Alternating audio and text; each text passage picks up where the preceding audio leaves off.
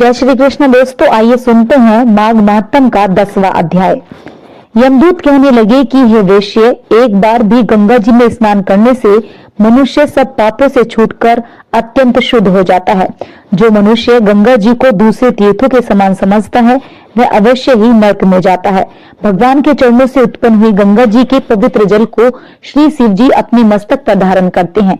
वे ब्रह्मा जो संदेह रहित प्रकृति से अलग और निर्गुण है, ब्रह्मांड में उसकी समानता किससे हो सकती है। गंगा जी का नाम हजारों योजन से दूर ही लेने वाला नरक में नहीं जाता, इसलिए मनुष्य को अवश्य गंगा जी में स्नान करना चाहिए। हे वैश्य, जो ब्राह्मण दान लेने का अधिकारी होकर भी दान नहीं लेता वह आकाश के नक्षत्रों में चंद्रमा के समान है। जो कीचड़ से गौ को निकालता है, जो रोगी की रक्षा करता है या जो गौशाला में मरता है वह आकाश में तारा होता है। प्राणायाम करने वाले मनुष्य सदैव उत्तम गति को प्राप्त होते हैं। प्रातः समय स्नान के पश्चात जो 16 प्राणायाम करते हैं वे घोर पापों से बच जाते हैं।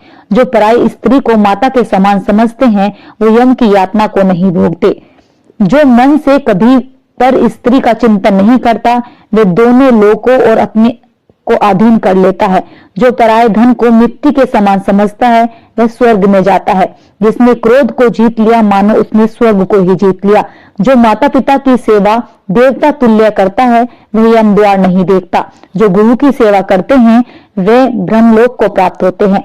शील की रक्षा करने वाली स्त्री धन्य है। शील भंग करने वाली स्त्री यमलोक जाती है। जो वेदों और शास्त्रों को पढ़ते हैं या पुराण और संहिता पढ़ते और सुनते हैं तथा जो स्मृति का व्याख्यान और धर्म शास्त्र समझते हैं या जो वेदांत में लीन रहते हैं वे पाप रहित होकर ब्रह्मलोक को प्राप्त होते हैं।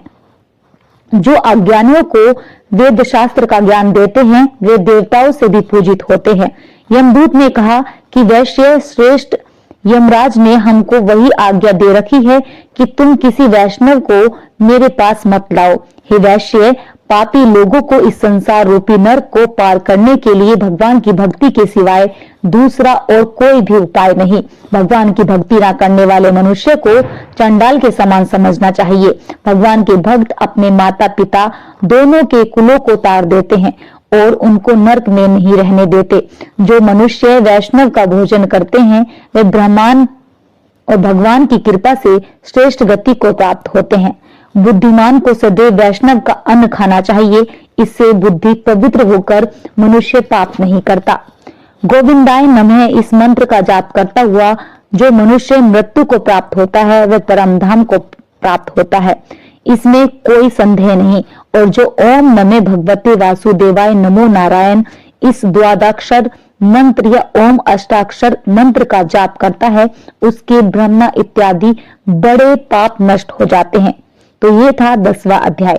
यदि आप 11वां अध्याय सुनना चाहते हैं तो हमारे चैनल को जरूर सब्सक्राइब कीजिए। जय श्री कृष्णा।